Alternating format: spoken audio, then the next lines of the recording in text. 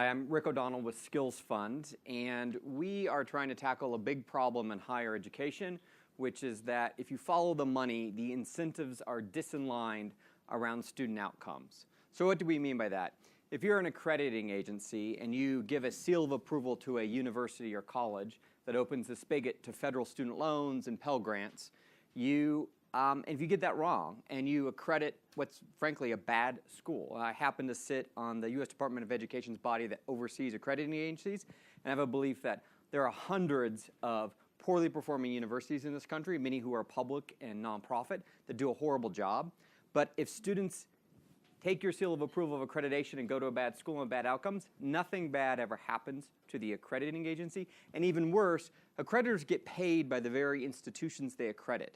So if you want to have money in your budget to come to nice conferences like this, you have no disincentives to ever say no to the people who are paying your bills.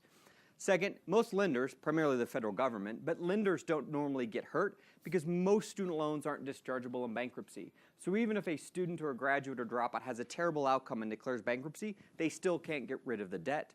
Third, schools, frankly, don't bear any consequences either. They can take all the tuition dollars, whether it's paid in cash, financed with financed with loans, it's Pell Grants, and whether students drop out, don't graduate with a subpar degree, the school keeps all the tuition dollars. The only person harmed, really, is frankly the student. So Skills Fund is changing this model. We do three things. We do quality assurance. So we are looking at innovative programs in higher ed that have a return on education for the student. We actually underwrite the school quality. Do their graduates graduate on time? What type of jobs do they get? Are they high demand jobs? How quickly do they get to jobs? How many employers are engaged in creating the curriculum? Who are the instructors? And we evaluate the schools. We reject about 30% of the schools we looked at. But the difference is if we give our seal of approval to a school, we are also then lending to students to go to the school.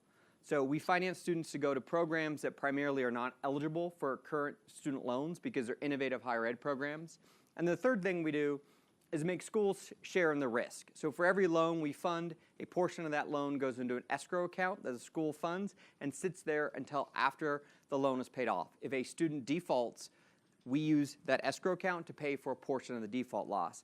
So suddenly, the quality assurance entity, the lender, and the school all have real skin in the game, real money around student outcomes. And for us, it's all about return on education, actually looking at what is the cost of the program, not just in dollars, but time, which may be everyone's most precious resource, divided about how likely is someone to graduate, what type of job do they get a job that they were actually trained to get and not some random job, and then the income.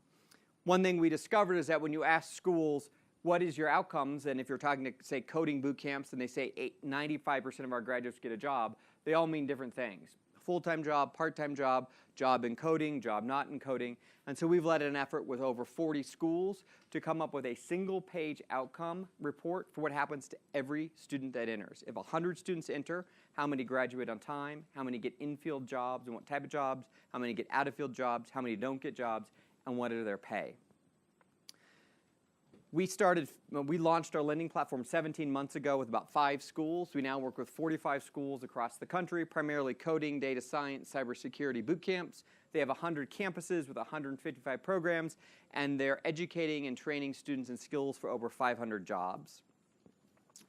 We have lent to well over 5,000 students. It's tens of millions of originations, and we are growing month over month. There's some seasonality in boot camps enrollment, which is seasonality in our things, but we are growing rapidly every month. So the whole point of this is we are rewriting the higher education model by following the money and making sure that everyone has skin in the game. Again, we believe the quality assurance, the lender, the school, and the student all deserve high impact, high education, and should have skin in the game to do that. Where are we going from here? We're growing. We started with coding boot camps, data science boot camps. We now have inbound leads from 2-year universities, 4-year universities, graduate programs across the country and across the world. So we are taking our quality assurance model to underwrite all sorts of education, then to finance the students and to make sure they have high outcomes and high growth. We're based in Austin, Texas. We're doing we have one outside investor to date. We're doing another raise right now for working capital. And happy to talk to people about that. Our lending capital, we have great lending capital partners that allow us to originate tens of millions of dollars of loans, and we're just going to accelerate that growth, again, to rewrite the higher ed financing model. Thank you.